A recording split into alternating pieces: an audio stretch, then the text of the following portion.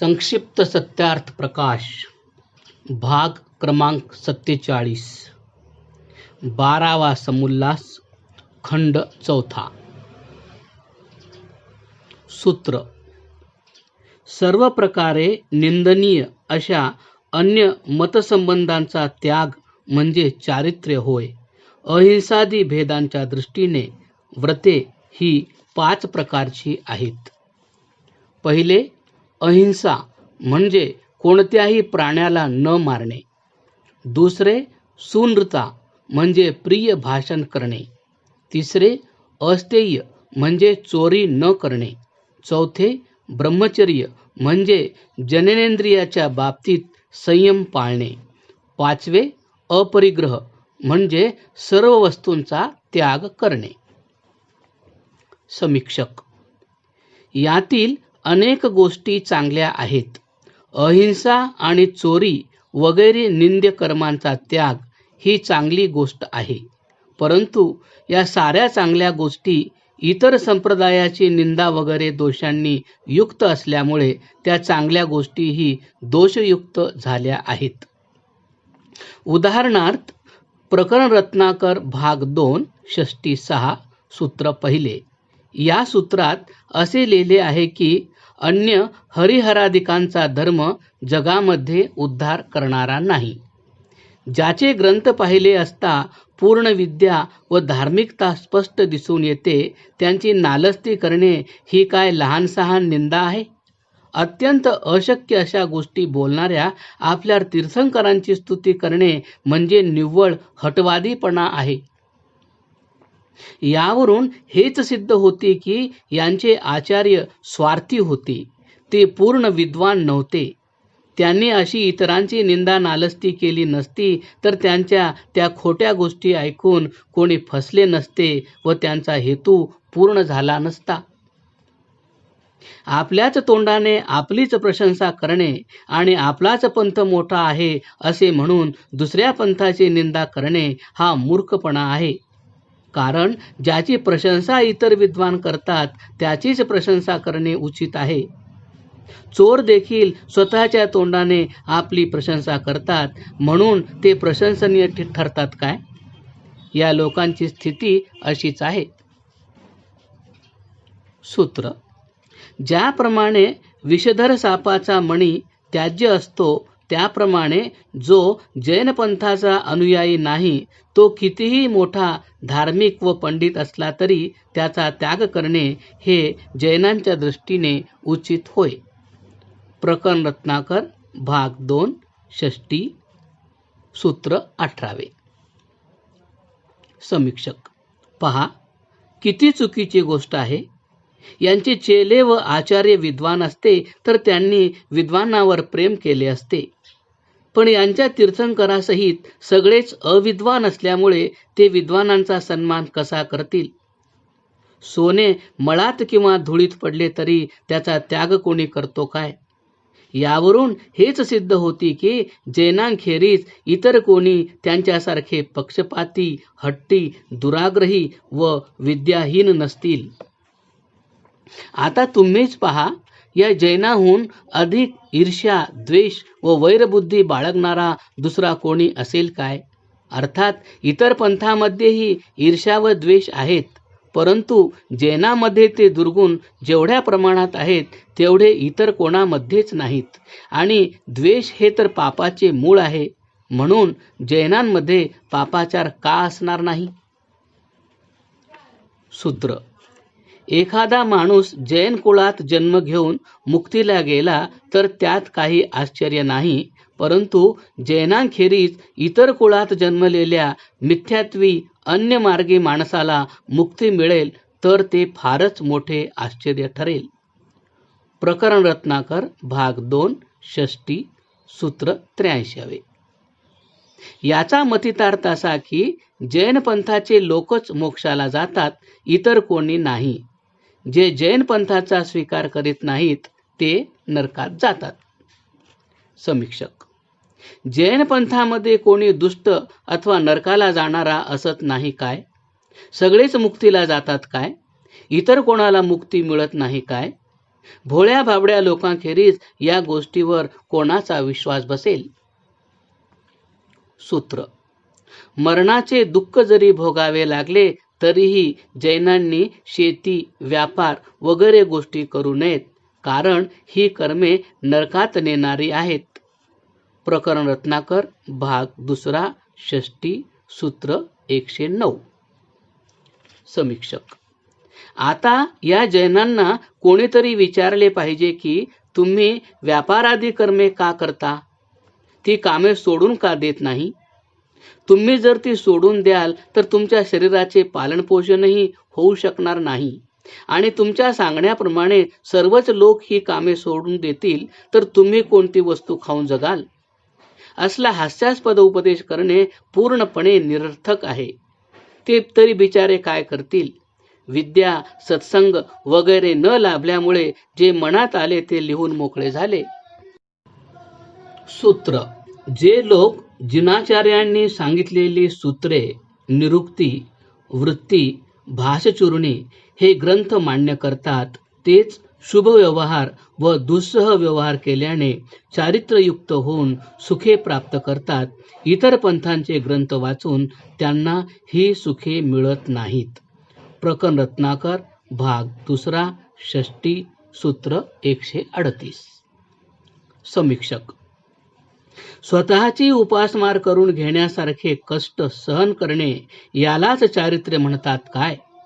जर भुकेने व तहानेने तडफणे हेच चारित्र्य असेल तर दुष्काळात ज्यांची उपासमार होते अथवा ज्यांना अन्न पाणी न मिळाल्यामुळे उपासमार सहन करावी लागते असे लोक शुद्ध बनले पाहिजेत आणि त्यांना शुभ फळे मिळाली पाहिजेत. पण तेही शुद्ध बनणार नाहीत अथवा तुम्हीही शुद्ध होणार नाही. मात्र पित्तादिकाचा प्रकोप होऊन ते व तुम्ही रोगी बनता आणि तुम्हाला सुखाऐवजी दुःख भोगावे लागते.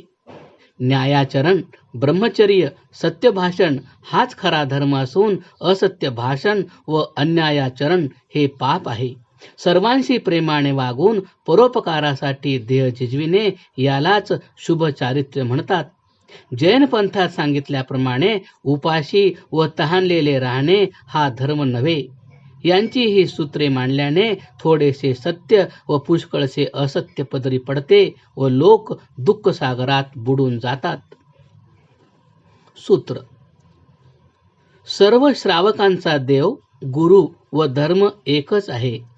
चैत्यवंदन म्हणजे जिनप्रतिबिंब असलेल्या मूर्तीचे, देवळांचे व जैनांच्या संपत्तीचे रक्षण करणे व मूर्तीची पूजा करणे हा धर्म आहे.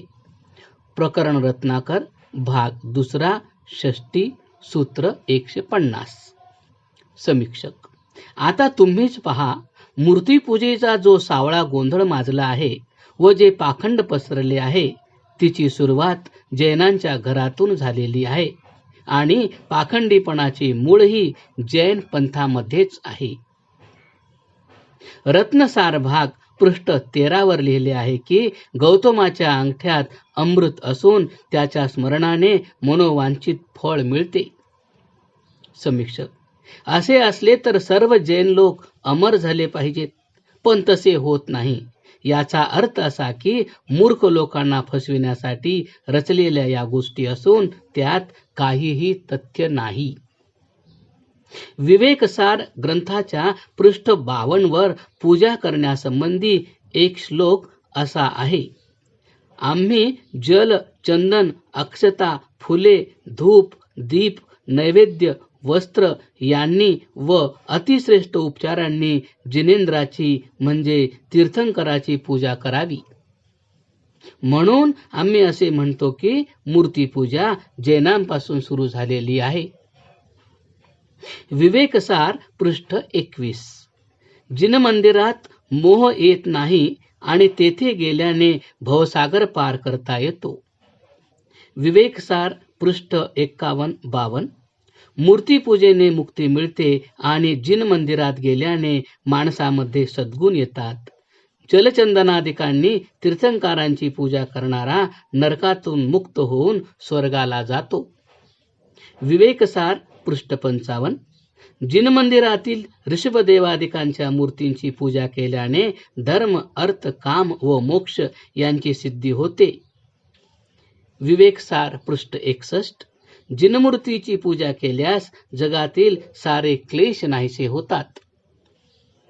समीक्षक. आता यांच्या या अविद्यायुक्त अशक्य गोष्टी पहा. जर अशा प्रकारे पापादी वाईट कर्मे सुटत असतील, मोह होत नसेल, भवसागर तरून जाता येत असेल, सद्गुण प्राप्त होत असतील, नरक सोडून स्वर्गाला जाता येत असेल, धर्म, अर्थ, काम व मोक्ष यांची प्राप्ती होत असेल आणि सर्व क्लेश नाहीसे होत असतील, तर सर्व जैन लोक सुखी झाले असते व सर्व पदार्थांची सिद्धी त्यांना प्राप्त झाली असती. मग तसे का होत नाही? याच विवेकसार ग्रंथाच्या पृष्ठ 3 वर लिहिले आहे की ज्यांनी जिनमूर्तीची स्थापना केली आहे त्यांनी आपल्या व आपल्या कुटुंबाच्या चरितार्थाची तरतूद केली आहे. विवेकसार पृष्ठ 225. शिव, विष्णू इत्यादिकांच्या मूर्तीची पूजा करणे ही अत्यंत वाईट गोष्ट असून ते नरक प्राप्तीचे साधन आहे. समीक्षक. शिवादिकांच्या मूर्ती हे नरकाचे साधन असेल तर जैनांच्या मूर्ती तशाच नाहीत काय? आमच्या मूर्ती त्यागी, शांत व शुभमुद्रायुक्त आहेत म्हणून त्या चांगल्या आहेत आणि शिवादिकांच्या मूर्ती तशा नसल्यामुळे वाईट आहेत असे त्यांचे म्हणणे असेल तर त्यांना असे सांगितले पाहिजे की तुमच्या मूर्ती लाखो रुपये खर्च करून बांधलेल्या मंदिरात राहतात आणि त्यांना चंदन, केशर इत्यादिकांचा लेप लावला जातो, मग त्या त्यागी कशा? शिवादिकांच्या मूर्ती तर डोकीवर सावली नटलेल्या ठिकाणीही राहतात, मग त्या त्यागी का नाहीत? त्या शांत असतात असे तुमचे म्हणणे असेल तर सगळेच जड अर्थात अचेतन पदार्थ निश्चल असल्यामुळे शांत भासतात. तात्पर्य असे की सर्वच पंथातील मूर्तीपूजा निरर्थक आहे. जैनांनी मूर्तीपूजेच्या बाबतीत जसा सावळा गोंधळ माजविला आहे तसाच गोंधळ त्यांच्या मंत्रामध्येही पुष्कळ अशक्य गोष्टी सांगितल्यामुळे आहे. रत्नसार भाग 1 पृष्ठ 1 वर त्यांचा मंत्र आहे. नमो अरिहंताणम, नमो सिद्धाणम, नमो आयर्याणम, नमो उपज्जायाणम, नमो लोये सब्बसाहुनम, एसो पंचनमुक्कारो सवपावप्पनासनो, मंगलाचरणं च सव्वेसिम पडमं हवै मंगलम. या मंत्राचे फार महात्म्य सांगितले आहे आणि सर्व जैनांचा हा गुरु मंत्र आहे. त्याचे एवढे महात्म्य वर्णिले आहे की तंत्रे, पुराणे व भाटांच्या गाथा यांच्यावरही त्याने मात केली आहे. या मंत्राचा अर्थ असा आहे. नमो अरिहंताणम, सर्व तीर्थंकरांना नमस्कार. नमो सिद्धाणम, जैन पंथातील सर्व सिद्धांना नमस्कार. नमो आयर्याणम, जैन पंथातील सर्व आचार्यांना नमस्कार. नमो उपध्यायाणम, जैन पंथाच्या सर्व उपाध्यायांना नमस्कार. नमो लोये सब्ब साहुनम, इहलोकी असणाऱ्या सर्व जैन साधूंना नमस्कार. या मंत्रामध्ये जैन हा शब्द नाही, तथापि जैनांच्या अनेक ग्रंथांमध्ये जैनांशिवाय इतर कोणालाही नमस्कार करू नये असे लिहिले आहे, म्हणून हाच अर्थ बरोबर आहे. जैन लोकांचे केशलुंचन म्हणजे केस उपटणे सर्वत्र प्रसिद्ध आहे. 5 मुठी लुंचन करावे असे त्यांच्या ग्रंथात लिहिले आहे. विवेकसार भाग या ग्रंथाच्या पृष्ठ 216 वर लिहिले आहे की 5 मुठी लुंचन करून चारित्र्य ग्रहण केले म्हणजे डोकीचे 5 मुठी केस उपटून साधू झाला. कल्पसूत्र भाष्य पृष्ठ 108. केशलुंचन करावे, गायीच्या अंगावरील केसाप्रमाणे केस ठेवावेत. समीक्षक. जैनांनो, आता तुम्हीच सांगा, तुमचा दयाधर्म कोठे राहिला? केशलुंचन ही हिंसा नाही काय? केस उपटण्याचे काम स्वतः केले, गुरुने केले अथवा इतर कोणी केले तरी जीवाला किती यातना होत असतील. जीवाला यातना देणे यालाच हिंसा असे म्हणतात. मुखपट्टी समीक्षा. प्रश्न: तोंडावर पट्टी अवश्य बांधली पाहिजे, कारण वायू काय म्हणजे हवेत असणारे सूक्ष्म जीव तोंडातील वाफेच्या उष्णतेने मरतात आणि त्याचे पाप तोंडावर पट्टी न बांधणाऱ्याला लागते. म्हणूनच आम्ही तोंडावर पट्टी बांधणे चांगले समजतो. उत्तर: ही गोष्ट विज्ञानाच्या दृष्टीने व प्रत्यक्षादी प्रमाणांच्या आधारे चूक असल्याचे सिद्ध होते. कारण जीव अजर अमर असल्याने ते तोंडाच्या वाफेने कधीच मरू शकत नाहीत. त्यांना तुम्ही अजर अमर मानता. प्रश्न: जीव मरत नाही हे खरे, परंतु तोंडातील उष्ण वाफेने त्यांना जी पीडा होते ती पीडा देणाऱ्याला पाप लागते. म्हणून तोंडावर पट्टी बांधणे चांगले. उत्तर: तुमचे हे विधानही अगदीच अशक्य कोटीतील आहे.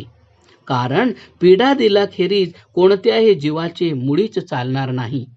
तोंडातील वाफेने तुमच्या मते जीवांना पीडा होत असेल तर चालणे, फिरणे, बसणे, हात उचलणे, डोळे मिचकावणे इत्यादी गोष्टींनीही जीवांना अवश्य पीडा होत असणार.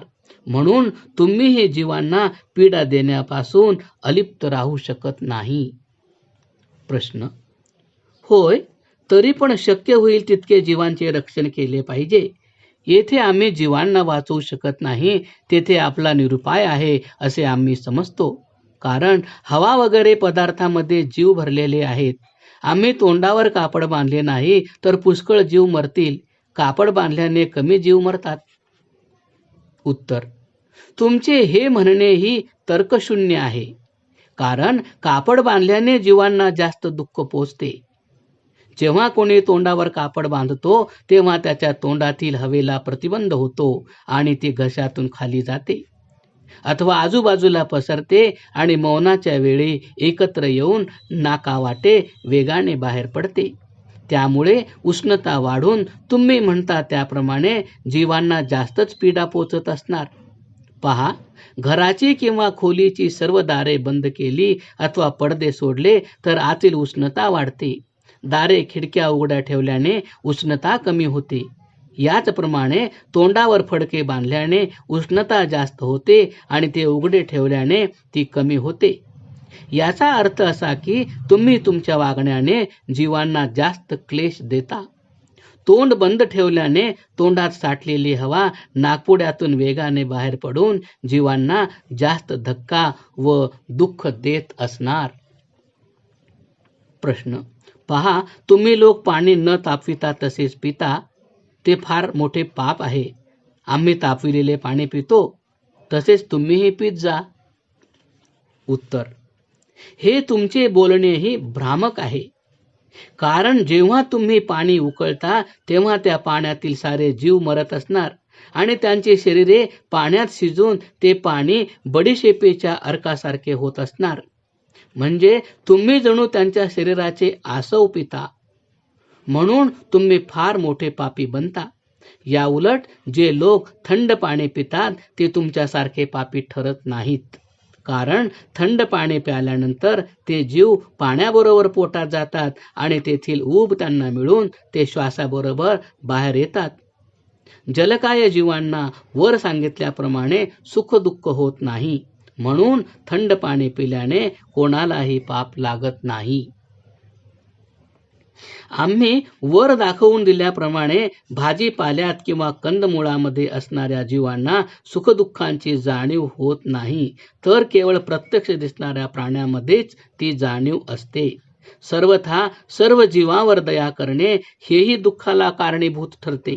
कारण तुमच्या सांगण्याप्रमाणे सगळी माणसे वागू लागतील आणि चोर दरोडेखोरांना कसलीच शिक्षा होईनाशी झाली तर जगात किती पाप वाढेल. म्हणून दुष्टांना यथोचित शिक्षा देणे व श्रेष्ठांचे पालन करणे हीच खरी दया आहे. याविरुद्ध आचरण करण्यात दया क्षमारूपी धर्माचा नाश आहे. कितीतरी जैन लोक दुकानदारी करतात. ते आपल्या व्यवहारात खोटे बोलतात, दुसऱ्यांच्या धनाचा अपहार करतात आणि गरिबांना फसवितात. त्यांनी अशी कुकर्मे करू नयेत असा खास उपदेश तुम्ही का करीत नाही? तोंडावर पट्टी बांधणे वगैरे सोंग ढोंग करण्यातच सगळा वेळ कशाला घालविता? जेव्हा तुम्ही लोकांना चेला किंवा चेली बनवता तेव्हा त्यांचे केशलुंचन करता आणि त्यांना पुष्कळ दिवस उपाशी राहायला भाग पाडता. अशा प्रकारे तुम्ही इतरांच्या व आपल्या स्वतःच्या आत्म्याला कष्ट व दुःख देता. स्वतः पीडा सहन करून इतरांना दुःख देता. एक प्रकारे तुम्ही आत्महत्या करणारे म्हणजे आत्म्याला दुःख देणारे ठरून हिंसक का बनता? हत्ती, घोडे, बैल, उंट इत्यादी प्राण्यावर बसण्यात आणि माणसांकडून मजुरी करविण्यात पाप आहे असे जैन लोक का समजत नाहीत? तुमचे चेले जसे मूर्खपणाच्या व बाष्कळ गोष्टी खऱ्या आहेत असे सिद्ध करू शकत नाहीत, तसेच तुमचे तीर्थंकरही त्यांना सत्य ठरवू शकत नाहीत. जेव्हा तुम्ही मतग्रंथ वाचता तेव्हा तुम्ही आणि तुमचे श्रोते यांच्यामध्ये असणारे जीव तुमच्या मतानुसार मरतच असणार. मग तुम्ही त्या पापाचे धनी का होता? आम्ही हे सारे थोडक्यात सांगितले आहे. त्यावरून पुष्कळ काही समजून घ्या. या साऱ्या विवेचनाचे तात्पर्य हे आहे की जल, स्थल व वायू यामध्ये राहणाऱ्या स्थावर शरीरधारी मूर्छित जीवांना कधीच सुख अथवा दुःख होऊ शकत नाही. आम्ही हे जे थोडक्यात सांगितले आहे त्यावरून बुद्धिमान लोक पुष्कळ काही समजून घेतील. आम्ही हे केवळ नमुन्यादाखल लिहिले आहे. यांच्या सगळ्या गोष्टी अशक्य गोष्टी लिहायला बसलो तर इतके ग्रंथ तयार होतील की एक मनुष्य जन्मभर वाचत राहिला तरी ते संपणार नाहीत. म्हणून ज्याप्रमाणे शीतावरून भाताची परीक्षा करतात त्याप्रमाणे या संक्षिप्त विवेचनावरून शहाण्या लोकांना पुष्कळ गोष्टी माहीत होतील. बुद्धिमान माणसांना फार विस्ताराने सांगावे लागत नाही, कारण केवळ दिग्दर्शन केले तरी तेवढ्यावरून ते सर्व काही जाणतात. यानंतर ख्रिस्ती पंथाविषयी आम्ही विवेचन करणार आहोत. या प्रकारे श्रीमद दयानंद सरस्वती स्वामी कृत सत्यार्थ प्रकाश सुभाषा विभूषित नास्तिक मतांची समीक्षा विषयी 12वा समुल्लास समाप्त. क्रमशः